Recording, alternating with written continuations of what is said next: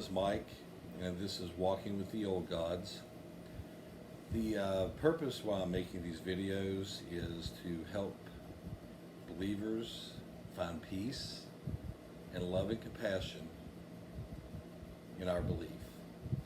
And to start the video, since this is the first video I've made, what I'd like to do is explain a little bit about myself and where I came from and how I found Norse paganism were also true. And while I'm saying the things I'm getting ready to say, keep in mind I am not trying to insinuate that one path to the divine is better than another path to the divine, because I don't believe that. I'm just explaining my experience, how I found Norse paganism and also true. And I grew up in a Christian household, and going to church was what we did every Sunday. I lived with my grandparents and my mother, and we went to church every Sunday, and it was just something I had to do because I was a kid. And that was about the extent of it. Later on in life, when I got older, probably in my 30s, I did have an experience where I felt the divine or the presence of God in that belief, and it was a life-changing experience. I started becoming very active in church.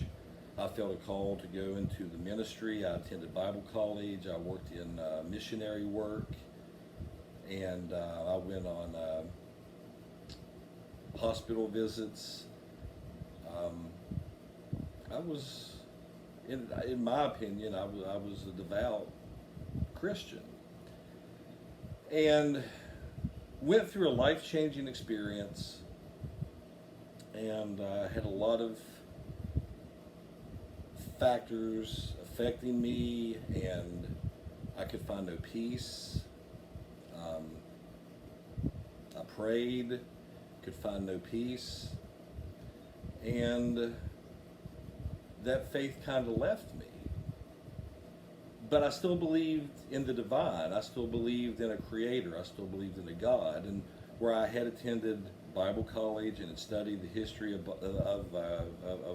that religion, it did cross over, of course, because of the conversions of Christianity into Europe. I had some knowledge of that.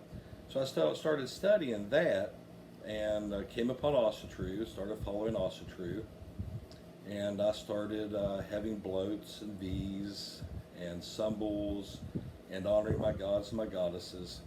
And I remember when I first started, I would think, when is this faith going to be tested? When is something going to happen to test this faith? That's just what's in my head.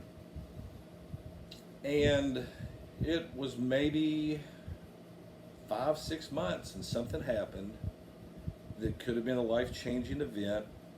I've had problems with anger in my past, and I probably still do. But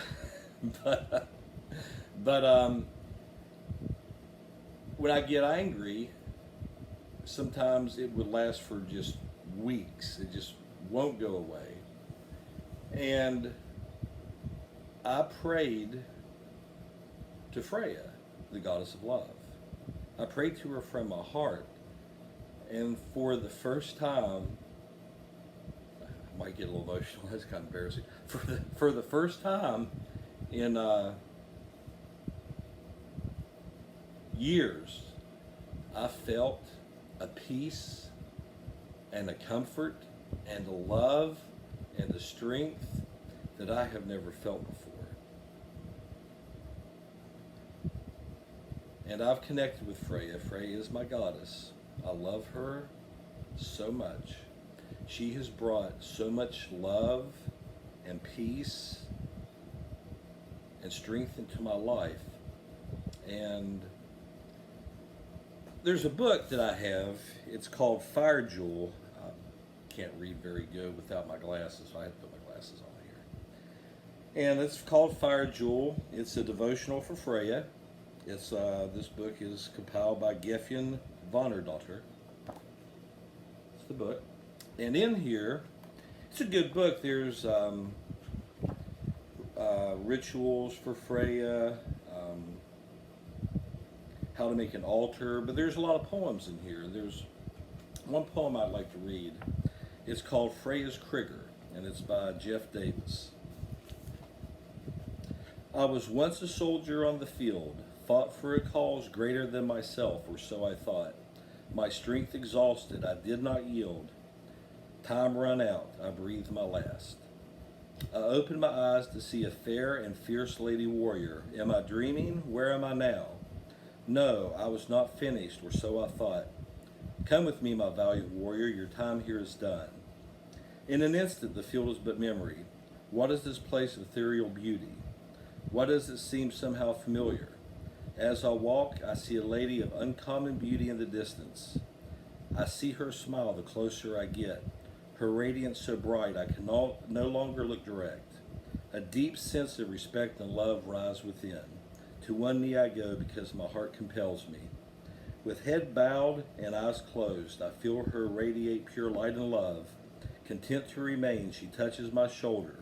A rush of energy goes through me to penetrate my heart. In that moment, all pain rises to the surface and is gone in an instant. All warriors' reserves lost, tears flood, and I can no longer hold the pain. You have fought well, rest a while. Yes, my lady. When the time is right, you will return to Midgard. The battles will be different from the past. My mind races, my emotions are tumult, my will falters. She senses all these things within me, and she smiles with reassuring confidence. You will face many things, but do not lose heart. Your Desir will watch over you. She will be your guide. I will always be with you, even when you forget. How could I ever forget you, my lady? You have much to learn, young warrior. Yes, my lady, you are far wiser than me. You will remember me in this place when the time is right. All manner of questions run through my being, but I dare not ask.